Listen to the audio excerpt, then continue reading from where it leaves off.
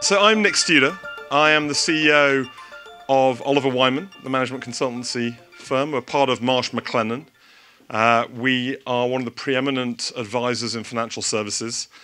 And we have a whole practice area and a whole work stream, client work around the future of money. And this is what I'm going to talk about today. Technology we can trust, I think, would be the subheadline. Now, it's not the area of my deepest expertise. I'm a financial services guy by background, more of a capital markets guy.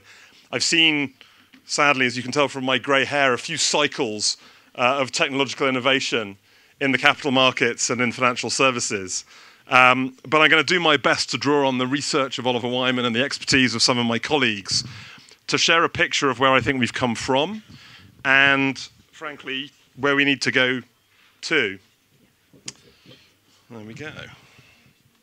So, if I look back at those 7 years since the foundation of the GBBC, an awful lot has changed. An awful lot has happened, both for the better and for the worse. But, I think we really feel that your mission remains as relevant as ever.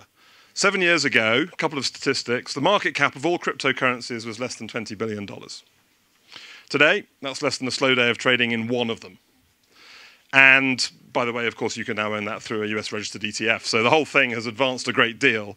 Over the same period, blockchain has overcome skepticism from the industry, from various elements of financial services, and is now the backbone of budding markets in tokenized bonds, in intraday repo, and in other financial instruments. As seems to be necessary this year, you can't come to Davos unless you have a session on AI. We had a session with Mercer, our sister company, on AI in the workforce. And we do quite a lot of large-scale research. We did 2 samples of 25,000 interviews and surveys across 19 countries, I think 9 months apart last year. Over that period, the take-up of ChatGPT and other Gen AI tools went from low to over 50% penetration. That is incredibly rare. If you look at the take-up of almost any other technology, even popular technologies in the retail sphere, you're talking decades. If you look at the take-up of new technologies in the sort of more wholesale sphere, it can take even longer. So, this is always going to be a long journey. There's always going to be a lot of wrinkles to work out. And let's face it, boy, have we had some wrinkles. I don't have to list them all. We know of the many crises, tens of billions of dollars in losses, various episodes that have tarnished the reputation of the emerging forms of money. And as part of that research, we asked questions also about this set of industries. Consumers are 3 times more likely to trust their traditional banks to handle money as they were to trust fintechs, startups, and crypto platforms. Again, it's not a particularly surprising statistic, but it is a problem. The industry, the future of money industry needs to build trust. And we see the core business case being as strong as it was 7 years ago. Eagerness to embrace innovation and to explore new ways of transacting that are cheaper, faster, more accessible. But how do we get innovation that we can trust? And that's what I'm going to talk about. I think the industry starts with a solid foundation. There's been significant progress in improving the underlying technology. You've got policymakers building legislation around it. And actually, many firms have shown remarkable resilience, reinventing themselves and helping drive forward the technological innovation. What we see across the client base is that for individuals, blockchain is starting to transform the business of remittances, sending sort of hard-earned money home to where they need it to be. Major banks are harnessing the technologies to solve really long-term age-old problems like intraday repo. Tokenized funds, which I'm extremely excited about, are expanding access to more investors and significantly lowering costs. And we think that's just the beginning of the story. Public blockchains, we also see at a bit of an inflection point. They're more scalable, they're more robust.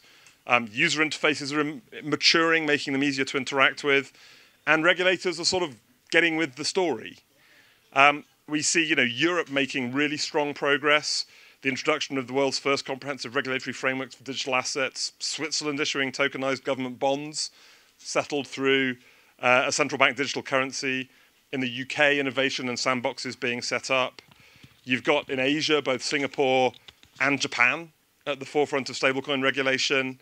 Dubai has created the first independent regulator dedicated to digital assets. These are the institutions that are required to underpin trust. It's evident that, particularly in the US, regulatory measures maybe are lagging a little bit more, and that discrepancy does pose challenges. But one of the themes I'm going to try and touch on is that I see the need, and where other than Davos would be better to talk about this, for the public sector and the private sector to work quite closely together to try and advance the state of the art in the regulatory sphere as well. We continue to see competition rising, and we think that asset tokenization will be the heart of that. I alluded to various financial technological cycles. If you look back to the dot-com boom and then you look back to the global financial crisis that followed 5 or 6 years later, partly as a result of slowness to move, partly as a result of regulation, the banking system got trapped in the low return part of the industry. The biggest market cap firms in financial services now are not banks or insurers with large balance sheets. They are payments players. They are the card issuers to start off with, but others as well. And tokenization is going to bring a shift that's even bigger than that for a whole host of reasons. And we think the scale of this is enormous. I mean, trillions and trillions of dollars. I was talking to the team and they said, oh, it's somewhere between $3 and $16 trillion. And I was like, let's just say more than 3. It's big enough. It's a revolution. It's the potential for a revolution in how we transfer value and how we trade. And I think it's just a further acceleration of trends that we've seen going on for a long, long time. We see, firstly, it will accelerate competition for deposits. And deposits are particularly important to the banking system at the moment. So that will be a tough battle. But money market funds have always attracted huge flows, heightened in times of higher interest rates, as we haven't really got high interest rates now, but they're higher than they have been. And with stable coins, with central bank digital currencies, there are more players coming in and competing for some of that scarce, profitable deposit base. So if you're a corporate treasurer or in your personal finance, there's going to be more options and more competition for your money. On the capital markets, similar. We think it'll accelerate there. The trend over the last 20 years has been for less bank intermediation in the capital markets, more non-bank FI. They're already accounting for nearly half the world's financial assets. The growth has outstripped that of banks. And we think tokenization will accelerate that as well.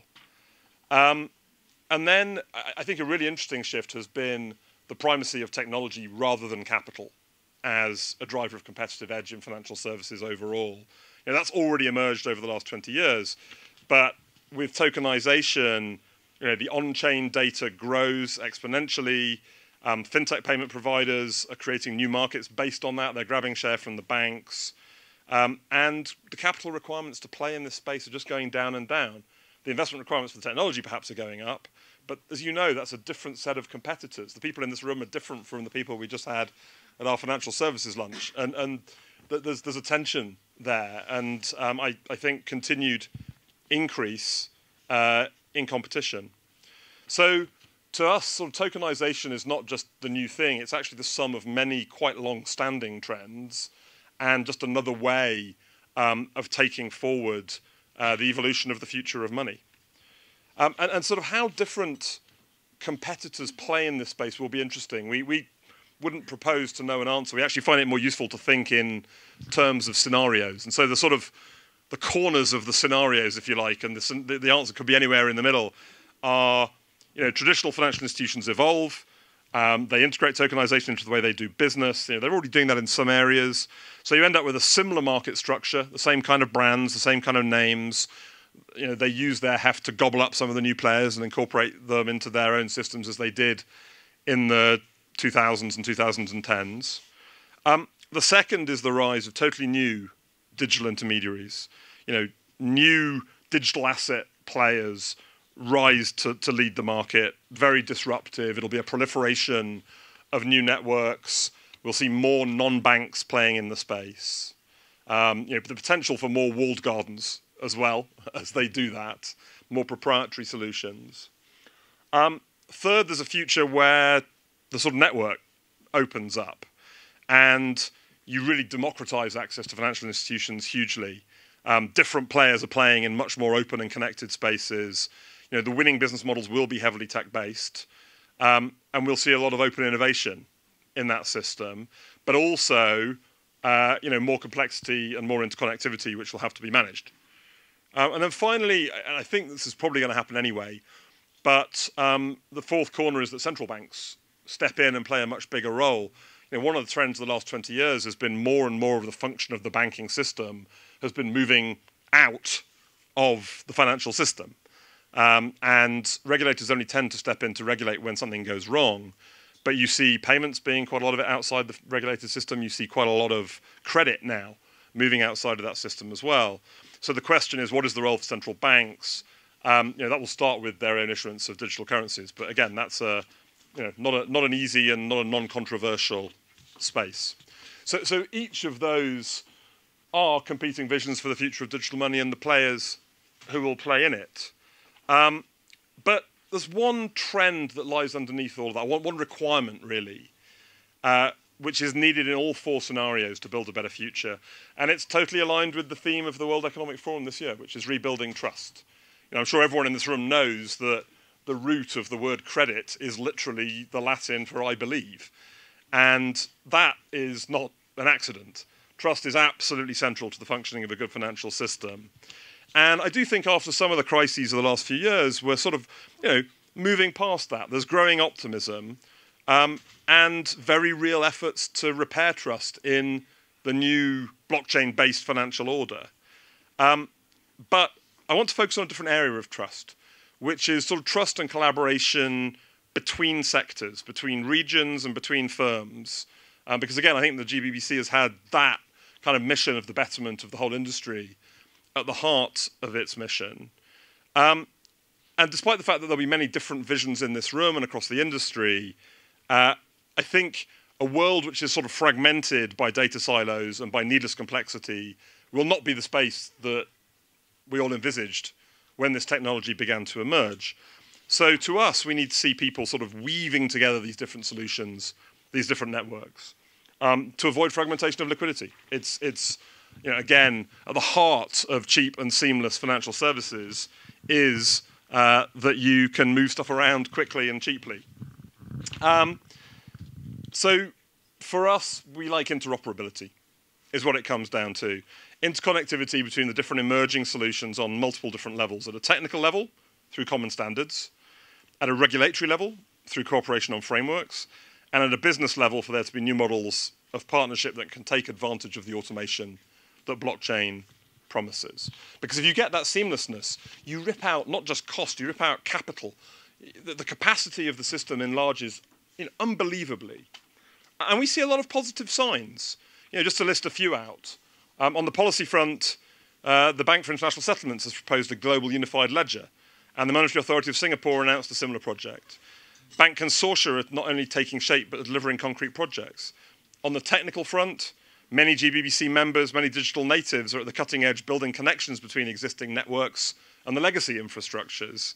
And those are pretty important, again, for interoperability. But there's a lot more to do. Policymakers need to lead in standard setting to help connectivity, especially internationally in coordination. Regulators need to continue to get the balance right between market integrity, systemic risk, and consumer protection, but allowing innovation and competition, and that's probably the hardest job in this whole list. And the private sector needs to step forward. For banks, I think consortia will be helpful on a number of the things I've talked about. And again, there's a sort of cry against working in silos. And part of this effort, I think, would include partnerships between people in this room, partnership between fintechs and crypto natives, which ultimately will be essential for harnessing our collective strengths. So we do see a new market cycle. Economically, we think, Oliver Wyman thinks this year is sort of a sideways year. It's not going to be a boom. It's not going to be a trough. And that's actually, in a way, poses harder questions because you have to actually outcompete. So there's work to be done. But my encouragement would be to take up the mantle of trust building and the mantle of cooperation. Engage with each other, form new alliances, commit to standards, help build the standards, and we can all navigate the complexities of this new financial frontier together. And, Sandra, I see the GBBC as being central to that mission. So I encourage you on the path and commend you for the journey so far.